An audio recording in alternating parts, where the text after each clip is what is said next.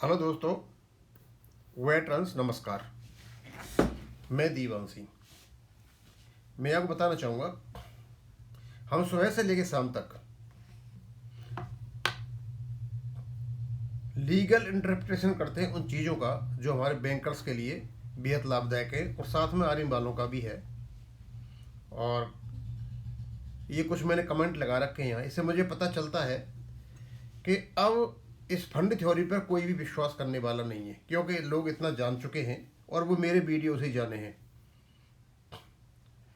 Pension updation भी है, fund theory से कोई लेन देन नहीं है।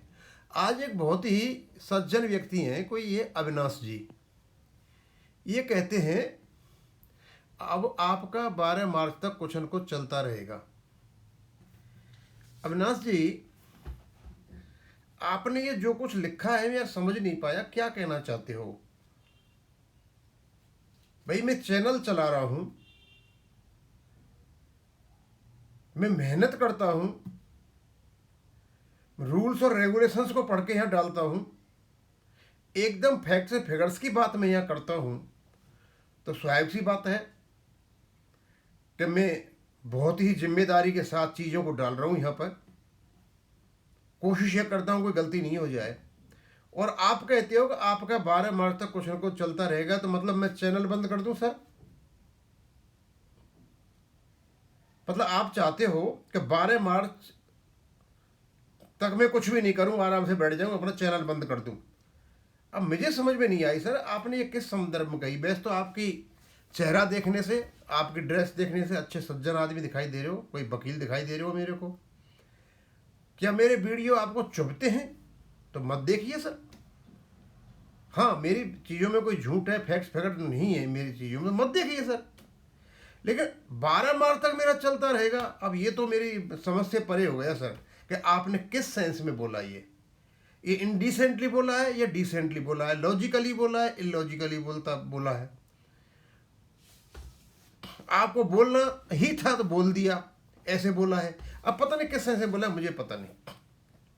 लेकिन सर, मेरा चैनल है, मैं चैनल चला रहा हूँ, आज से नहीं, मुझे कई सालों से चला रहा हूँ अपने चैनल को मैं, तो चैनल तो चलाऊंगा अपना मैं। और जो भी मेरे पास इन्फॉर्मेशन होगी, किसी की हो, किसी के माध्यम से, अब मैं अकेला तो इतना कर भी नहीं पाता, मेरे पास तो दूसरों के ही इतने विचार आ रहे हैं, उनके दूसरे लेख आ रहे हैं, उनको डालना पड़ता है मेरे को यहाँ पे, क्योंकि हम जो मुहिम चला रहे हैं उस काम के लिए चला रहे हैं। तो मैं थोड़ा चाहूँगा सर, अब आप थोड़ा सा मुझे ये बताएं कि आप एक्चुअली कहा किस सेंस में था आपने। और मैं नंबर बता देता हूँ आपका, 9811522783। मुझे फ़ोन करके बताएं सर, मैं समझ नहीं पाया क्या कहना चाहते हो। चलो एनीवे, आपने जो कुछ कह दिया, मैं इन चीज़ों का बुरा नहीं मानता। एक और है मेरे चैनल पे, वो क्या करमचंद, शायद मेरी बातों को समझ भी नहीं पाता होगा, जिसका लो लेवल होता है, समझ नहीं पाता, उस प्रकार की बातें करते हैं वो। तो आपका तो पढ़े लिखे दिखाई दे रहे हो मेरे को, सारी बातों को समझते होंगे, और अब आपको मज़ा नहीं आ रहा है मेरी बातों तो बंद कर दीजिए। लेकिन चलो मैं आपको बता देता हूँ सर, अब ये फंड थ्योरी की बात चल रही थी, बड़े बड़े लेख आ रहे थे, पता नहीं क्या क्या तैयारी की जा रही थी। ये मेरे कुछ व्यूअर्स के व्यूज हैं, कहते हैं कोर्ट सिर्फ पेंशन अपडेशन का प्रावधान देखेगा जो है, तो कोर्ट आदेश करेगा कि अपडेशन करो, कहाँ से देना, ये जिम्मेदारी बैंक और आईबीए की कोर्ट की नहीं है। सर सुन लीजिए, ये इन लोगों को पता है, क्योंकि इन लोगों ने अब रेगुलेशन पढ़ दिया है, और रेगुलेशन 7 और 11, इनको पता चल गया है कि कोर्ट का फंड से कोई लेना देना नहीं है। और बहुत सारे आप जब केस पढ़ोगे, बहुत सारे केस पढ़ोगे, उनमें कोर्ट ने स्पष्ट कह रखा है कि किसी रेगुलेशन को लागू करना है तो उसमें फाइनेंशियल कंस्ट्रेंट नहीं देखे जाएंगे।